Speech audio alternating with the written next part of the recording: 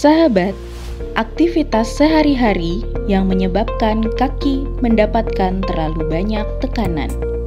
Misalnya, pekerjaan yang memerlukan posisi berdiri dalam waktu lama bisa saja menimbulkan cedera seiring waktu. Kondisi ini menimbulkan keluhan berupa nyeri pada tumit dan lengkungan kaki. Nyeri ini bisa terasa seperti tertusuk, terbakar, di tumit, atau di telapak kaki. Bagaimana ya cara mengatasi hal ini? Yuk simak videonya sampai habis.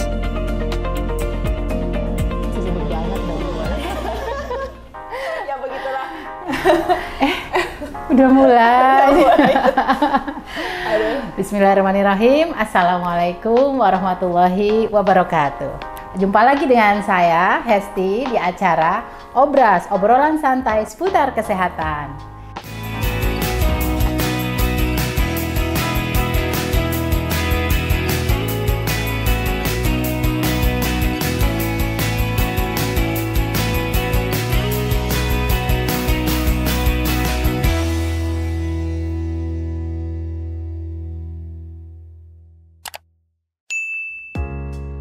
Kira-kira hari ini kita mau bicara apa ya? Kayaknya seru banget nih, kita lama nggak ketemu ya sahabat RSIJ. Semoga selalu dalam keadaan sehat walafiat.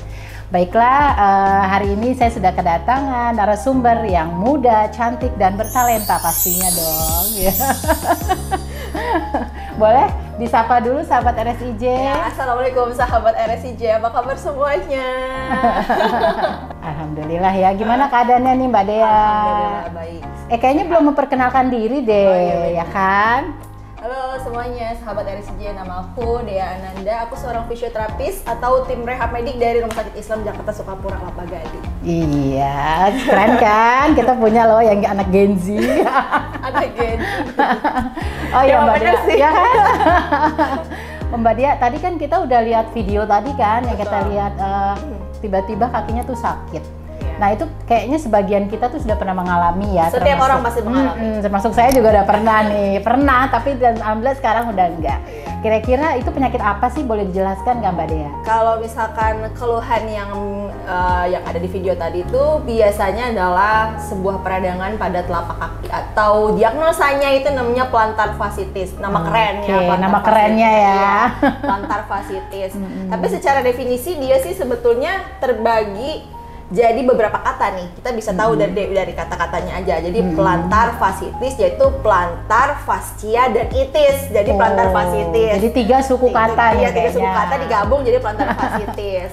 Nah, plantar fasciitis itu adalah, plantar itu kan telapak kaki. Telapak kaki. Fascia itu kan selaput atau jaringan lunak, itu ya bisa ligamen, bisa tendon kayak gitu. Tapi kalau bisa di telapak kaki itu khususnya adalah tendon, jadi jaringan lunaknya. tendon. Dan itis itu adalah peradangan. Peradangan. Jadi kalau digabung apa nih Mbak? Peradangan pada jaringan lunak atau tendon di bawah telapak kaki. Gitu. Secara definisi kan enak ya, kita jadi udah paham semuanya. Udah paham kan? ya dasar katanya itu, Dasar kata. makanya jadi namanya peradangan. Plantar fasciitis. Ya, jadi peradangan pada telapak kaki. Oh, itu biasanya penyebabnya apa ya? Kadang maksudnya kok bisa semua orang hampir mengalami gitu? Tuh penyebabnya biasanya apa tuh Mbak? Penyebabnya sebetulnya so far yang dari research yang udah pernah aku baca, terus kasus-kasus pasien udah pernah aku temuin, dia tuh nggak punya faktor inti gitu, faktor utama tuh nggak ada. Oh, nggak ada. Nggak ada, justru malah sekarang apa yang namanya idiopati atau tidak diketahui. Tidak ada sebabnya ya? Tidak ada sebabnya, karena memang saking banyaknya dan saking berkaitannya itu si sebabnya itu. Dan kalau misalkan kita bisa kategorikan, itu bisa internal sama eksternal sih sebenarnya. Kalau yang internal itu kan terjadi sama dirinya sendiri ya.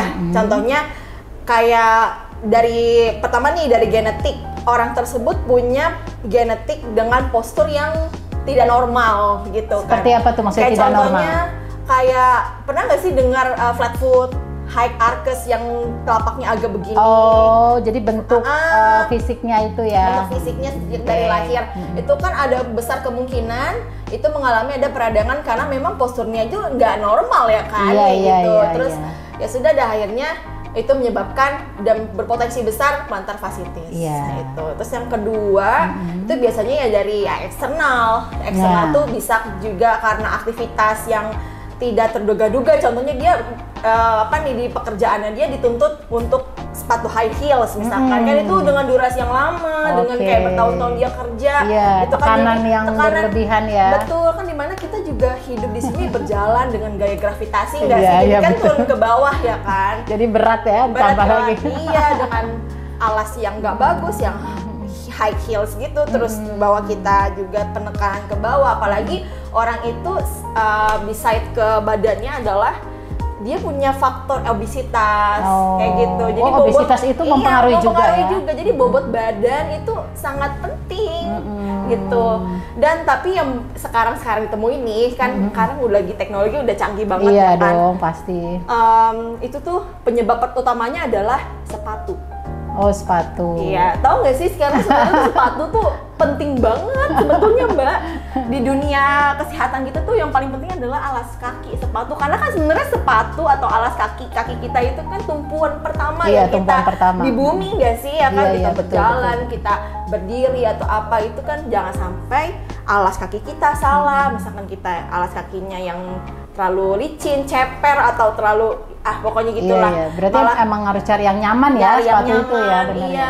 Sebisa mungkin ya jangan yang terlalu menaikkan tumit atau apa itu kan nambah beban. Kalau tuntutan gimana tuh? Iya makanya itu kan jadi nambah kinerja kaki kan, ya itulah. Makanya hati-hati dalam memilih alas kaki atau sepatu itu sih. Makanya sekarang tuh banyak banget tuh kayak beli sendal aja harus pakai foot scan, ada yang kayak gitu kan, sendal kesehatan tuh banyak banget, terus alas-alasnya yang kayak memory foam atau apa, itu kan pencegahan sebenarnya untuk plantar fasciitis. Dan bahkan mungkin kalau untuk yang udah mengalami si plantar fasciitis itu udah jadi suatu intervensi atau metode penyembuhan. Jadi kalau plantar fasciitis sudah harus alas kakinya tuh yang hati-hati gitu. Jadi udah nggak boleh yang macam-macam. Nggak boleh sendal yang terlalu model-model, ya udah sendal yang polos-polos aja, penting alasnya tuh aman gitu. Aman buat kesehatan dia juga kan. Kesehatan dia juga. Makanya itu tuh bisa meminimalisir rasa nyerinya karena kan membentuk postur yang baru dengan kebiasaan pakai sendal itu ya kan. Gitu sih. Gitu. Teknologi sekarang kan kita mau ke era-era teknologi ya sekarang ya bahasnya ya. Seru kan? Seru banget loh. Ternyata kita nggak pernah nyangka ya, maksudnya sampai ada yang namanya tuh plantar fasciitis gitu kan. Sejauh ini kan kita lebih memperhatikan penyakit-penyakit fisik kayak demam lah, batuk apa segala gitu kan. Nah ternyata ini jauh lebih berbahaya juga kalau kita nggak memperhatikan ini ya. Karena bagaimanapun kita nggak bisa beraktivitas dong. Betul, dan ya kan? orang nggak tahu sebetulnya. Itu ini harus diperhatikan juga nih ya kan, plantar fasciitis ini. Nah mungkin sahabat RSIJ di rumah juga pengen tahu nih gejala-gejalanya apa saja sih, selain rasa nyeri itu apa aja, kayak biar kita juga bisa lebih aware gitu kan, kayaknya saya mulai ini nih ada terjadi plantar fasciitis apa seperti itu gitu. Gejalanya tuh biasanya diketahui pada saat bangun tidur Mbak. Bangun tidur kita tuh nyeri. Kita misalkan bangun nih, terus tapi itu kayak senut, ngilu. Itu tuh kan pas kita lagi istirahat, pokoknya lagi fase kita istirahat dan itu nyeri, itu pasti peradangan. Gitu, baik. Iya. Itu sih tandanya gejala yang lain nggak ada. Memang karena memang peradangan itu kan gejalanya ya cuman itulah nyeri ngilu itu. Gitu, nggak ada bengkak atau apa, nggak perlu ada seperti itu yang kalau bengkak itu mungkin ada stase yang jauh lebih parah ya. Cuman kalau ini kan deteksi awal, nyeri aja pada saat bangun tidur itu. Padahal ibaratnya kita sedang nggak aktivitas ya, dia malah timbul ya. Gitu. Ini bikin shock banget ya, waduh gitu. Gimana ini gitu, makanya kita harus aware sekarang. Iya benar-benar. Nah terus selanjutnya kalau yang selama ini ditemukan nih Mbak Dea, kalau di klinik rehab medik yang ditemukan pasien-pasien plantar fasciitis itu tingkat kesembuhannya seperti apa gitu? Oke, tingkat kesembuhan itu sebenarnya tergantung sama pasien itu sendiri, karena kan kita juga tingkat kesembuhan bukan hanya dari intervensi yang kita kasih, karena kan edukasi juga ke pasiennya gitu kan. Misalkan kita edukasi ke pasiennya harus banyak-banyak rendam pakai air es atau apa di rumah, terus banyak-banyak latihan mobility pada kaki dan ankle-nya gitu kan, tuh suatu edukasi yang kita berikan di rumah dan itu PR jadi dia kan. Jadi kalau misalkan PR yang kita kasih ke dia terus nggak dikerjain ya udah, itu memperhambat proses penyembuhan sebetulnya. Tapi kalau misalnya secara intervensi di rumah sakit sih pastinya ada elektroterapi, ya terus ada beberapa metode lain yang kita kasih gitu kan. Elektrodenya banyak ya, kayak ada TENS, ada ultrasound seperti itu kalau di rumah sakit. Cuman kan yang paling penting adalah latihan dan edukasi dari rumah ya kan. Itu dia, semangat pasien tuh harus bener-bener utama banget sih. Waduh, menarik banget nih kita ya hari ini pembicaraannya ya, diskusinya luar biasa. Nah itu untuk tadi pengobatan kan berupa terapi-terapi ya kalau di rehab medik. Untuk obat minumnya itu perlu ada nggak, atau obat suntikan itu perlu apa enggak? Kalau obat itu biasanya sih rekomendasi dari dokter saraf ya. Oh, dari dokter saraf. Karena kan kita tidak berdiri sendiri gitu. Misalkan kita dari suatu diagnosa plantar fasciitis, cuman fisioterapi doang atau siapa doang yang bisa menyembuhkan, tidak. Kita juga bekerja sama dengan pastinya ya, lain yang profesional. Kan di sini ada dokter saraf, ada dokter ortopedi, atau mungkin kan soalnya ya itu yang aku bilang Mbak, yang kita bilang penyebab si plantar fasciitis itu kan idiopatik ya kan, masih belum diketahui mungkin pasti. Dia dari sebelumnya itu dia udah punya indikasi atau red area lain, kayak contohnya dia punya sakit lutut, kan itu mempengaruhi sakit kaki juga kayak gitu kan. Jadi emang harus di cross check dan asesmen jauh lebih detail. Biasanya itu dari bantuan dokter ortopedi atau dokter saraf kan gitu. Iya, baiklah. Nah ini selanjutnya nih, mungkin sahabat RSIJ juga pengen tahu nih, maksudnya secara gender itu biasanya lebih banyak perempuan atau laki-laki nih yang kena plantar ini? Gender itu perempuan kebanyakan sih. Nah, ayo ibu-ibu di rumah, bunda-bunda nih yang harus mawas diri nih ya terhadap si plantar fasciitis ini. Nah, kenapa itu? Faktornya apa itu? Fun fact ya, kenapa kebanyakan perempuan? Prevalensinya ya kan. Karena secara anatomi perempuan itu kan jauh memiliki pinggul yang jauh lebih lebar ya kan. Jadi memang itu rongga pelvik atau lebarnya pinggul itu kan beda juga sama laki-laki yang mungkin derajatnya itu jauh kemiringannya beda. Jadi penekanan pun ke bawah juga beda itu sih. Kalau kita bahas secara biomekanik itu mungkin nggak terlalu komunikatif ini ya, pokoknya agak susah dijelaskan Pokoknya intinya itu, kesimpulannya adalah karena memang perempuan kan pinggulnya jauh lebih lebar, terus bebannya jadi ke bawah tuh jauh lebih berat dibandingkan laki-laki gitu. Betul. Terus secara fisik atau body juga perempuan kayak lebih cepat melar ya. Aduh. Jadi body shaming nih ya, nggak boleh ya, sahabat RSIJ nggak boleh body shaming ya. Tapi tidak bisa dipungkiri ya, tidak bisa dipungkiri kan, maksud bahwa berat badan atau kegemukan itu mempengaruhi juga. Pasti. Sebenarnya all gender juga mempengaruhi kalau memang berat badannya juga tidak ini sesuai IMT atau obesitas gitu kan. Iya betul. Nah ini dari kasus-kasus yang ditemui misalnya udah diterapi dan dia membaik atau sembuh, apakah bisa terjadi kambuh lagi gitu setelah dia sembuh, itu bagaimana? Sebetulnya kalau untuk sembuh, ini kan kita ngomongin prognosa ya, sebenarnya dia bisa kambuh lagi atau enggak gitu kan. Sebetulnya bisa kemungkinan kambuh lagi kalau tidak dijalankan maintenance. Karena memang sebetulnya mau cederanya macam apapun, mau di lutut kayak mau di kaki kayak, kalau kita dikasih tahu, oh ini harus rutin nih latihan ini, tapi dia tetap di tengah-tengah stop dan diiringi dengan aktivitas yang berat, udah pasti akan kambuh lagi. Gitu, pasti. Wah, berarti ini kayak ibarat kayak mobil mah perlu maintenance ya? Perlu maintenance, benar. Makanya latihan itu penting. Manusia itu juga ada maintenance-nya ya? Iya, betul. Kan maintenance itu dari movement kan, movement is medicine. Iya kan? Ya, makanya pergerakan, latihan, penguatan itu adalah obat medicine. Itu sebagai maintenance tubuh kita.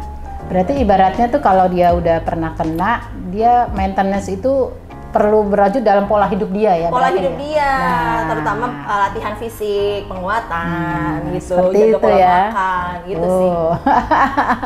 Berarti memang ini kayak jatuhnya kayak gaya hidup kita ya? Gaya hidup, jadi diperbaiki ya? Betul. Di era yang zaman sekarang ini ya gimana ya Mbak Dea ya? Maksudnya ya apa-apa komputer, gitu. apa sih bekerja secara statis ya kan, geraknya kurang. Makanannya banyak. Junk food. udah sibuk kan? Jangan ya sahabat RSIJ. Jangan ya Dek, jangan ya Dek. Jangan ya Dek ya. Tetap harus gerak ya Dek. Baiknya, selanjutnya nih Mbak Dea, kira-kira tips-tips apa aja sih bunda-bunda di rumah ataupun sahabat RSIJ di rumah biar kita tuh paling enggak walaupun terhindar, kita nggak tahu ya siapapun bisa kan tadi kemungkinan ya. Pertama biar terhindar seperti apa, kemudian kapan kita bisa ke medis gitu bahwa ini udah harus ke dokter nih seperti ini, itu tuh kapan? Kalau berarti pencegahannya dulu. Pencegahannya dulu. Pencegahannya adalah ya latihan penguatan. Sebenarnya sih kayak contohnya kita kayak kalau plantar fasciitis ya kita bahas kan lebih banyak ke latihan kaki dong. Bisa kita lakukan sehari-hari tuh minimal 3 kali dalam 1 minggu itu kita latihan misalkan bersepeda, jogging atau jalan pagi atau jalan sore itu kan melatih mobility atau kelincahan agility lah ya kan pada kaki kita sehingga penguatan otot kita juga sehat gitu itu kan karena memang sering dilatih itu kan tuh pencegahannya dan makan makanan yang sehat pastinya banyak protein kurangin gula ya. Kalau untuk kalau misalkan tanda-tanda plantar fasciitis harus ke medis kayak gitu kan itu ya kita harus ketahui untuk gejala pertama yang aku bilang tadi kalau nyeri pada saat kita istirahat itu pokoknya segera hubungi medis yang profesional kayak seperti dokter saraf, ortopedi atau fisioterapi boleh. Bertahap berarti ya harus ke dokter mana dulu biasanya nih kalau dokter saraf biasanya kan karena emang untuk dokter saraf. Dokter saraf atau dokter ortopedi gitu biasanya. Luar biasa, Masya Allah kita harus kenali tanda-tandanya deteksi dini untuk diri kita. Sayangi tubuh kita ya. Betul. Sayangi tubuh kita. Sayangi tubuh kita ya, benar banget. Nah untuk range usia ada nggak sih khusus misalnya biasanya plantar fasciitis ini menimpa range usia berapa seperti itu. Jadi kita bisa lebih aware gitu itu seperti apa? Sebetulnya untuk peluang terjadinya peluang terjadinya plantar fasciitis itu semua usia pasti mengalami. Walaupun anak-anak gitu juga. Walaupun anak-anak remaja karena aku sendiri pernah nanganin anak-anak remaja tapi yang emang sebenarnya dia tuh notabene punya kebiasaan yang lebih aktif kayak contohnya dia atlet lari gitu kan dia sering mengalami plantar fasciitis itu atau nyeri di bagian telapak kaki itu karena mungkin dia pada saat sebelum lari dia kurang pemanasan atau apa kan faktornya banyak cuman yang jadi faktor penyembuhannya kalau anak-anak tuh jauh lebih cepat untuk sembuh karena emang kan fisiologisnya masih bagus ya kan betul. Tapi proses kalau kembalinya ya normal tapi cuman yang lebih banyak ya kalau anak-anak sih jarang lebih banyak itu 40 tahun ke atas karena sebetulnya 40 tahun ke atas itu punya suatu indikasi diagnosa namanya sarkopenia atau penurunan massa otot ya kan itu yang banyak nggak orang tahu tuh sarkopenia itu itu adalah penurunan massa otot jadi kan seiring bertambahnya usia itu sering menurunnya massa otot kan namanya sarkopenia itu dimulai dari 40 tahun ke atas. Makanya tadi dianjurkan kan untuk banyak aktivitas, gerak, olahraga seperti itu supaya memaksimalkan fungsi otot itu. Betul, sebagai maintenance kita. Mau yang baik yang muda, mau yang tua tuh harus. Mau yang sedang. Yang sedang yang mana tuh? 20-an. Ya, baiklah. Kita juga mungkin sahabat RSIJ di rumah pengen tahu nih ya kan. Latihan-latihan simple bisa nggak sih di rumah gitu supaya bisa kita mendeteksian supaya bisa bisa terjadi ini atau enggak atau gimana atau mencegahnya seperti apa mungkin bisa dikasih sedikit contoh ya kan latihan-latihannya Mbak Dea bisa ya yuk. Assalamualaikum sahabat RSIJ, kali ini mau kasih tahu ke teman-teman semua bagaimana cara latihan untuk plantar fasciitis. Let's go. Yang pertama, posisi kita ini duduk tegak 90 derajat, kaki diluruskan dan emang jadi pacuan pertamanya adalah kaki kita karena ini adalah plantar fasciitis keluhannya ada di kaki kita ya. Jadi kita luruskan kaki kita seperti ini. Lalu kita akan latihan pertama yaitu ankle pumping. Ankle pumping itu caranya ditekuk lurus. Pokoknya lurus, tekuk. Lurus, tekuk. Ini sampai pas pada saat lurusnya yang ketarik banget, kerasa sampai betis. Tekuk lagi, kerasa sampai betis. Tekuk lagi, ya, kerasa sampai betis. Seperti itu. Pengulangan bisa 3 kali 10. Gerakan yang kedua yaitu kaki memutar atau circle ankle. Kaki memutar. Ini sebanyak 10 hitungan dihitung 3 kali pengulangan. Lalu reverse sama kayak tadi 10 kali dan diulang selama 3 kali. Yang ketiga bisa menggunakan metode penguatan otot dengan elastic bandaging atau resistant band atau bisa diganti di rumah yaitu dengan handuk. Ya, jadi Ini dilingkarkan ke kaki kita. Kita buat tarikan seperti ini, lalu kita lawan karetnya. Set, kita lawan. Seperti tadi yang pertama yaitu ankle pumping, ya. Kita melawan karetnya pengulangan 3 kali 10. Oke. Baik sahabat RSIJ, demikian diskusi kita dengan Mbak Dea. Seru kan? Seru dan menarik banget. Mudah-mudahan apa yang sudah disampaikan Mbak Dea ini sangat bermanfaat ya buat Bunda di rumah, buat sahabat RSIJ di rumah, dan bisa apa ya, lebih aware ya ke depannya. Kita bisa lebih paham, oh ini kira-kira mencegah penyakit ini seperti apa, kalau udah terjadi seperti apa gitu, karena kayaknya udah mulai banyak ya kasus-kasus, banyak banget. Kasusnya udah mulai banyak, sehingga kita bisa terhindar dari ini ya, si plantar fasciitis yang kita takutin. Sebenarnya sih nggak menakutkan, tapi mengganggu juga dong, mengganggu aktivitas ya. Oke, terima kasih Bunda-Bunda RSIJ di rumah. Kita bertemu lagi pada kesempatan yang lain lagi dengan materi yang luar biasa lagi. Saya tutup dengan baca wassalamualaikum warahmatullahi wabarakatuh.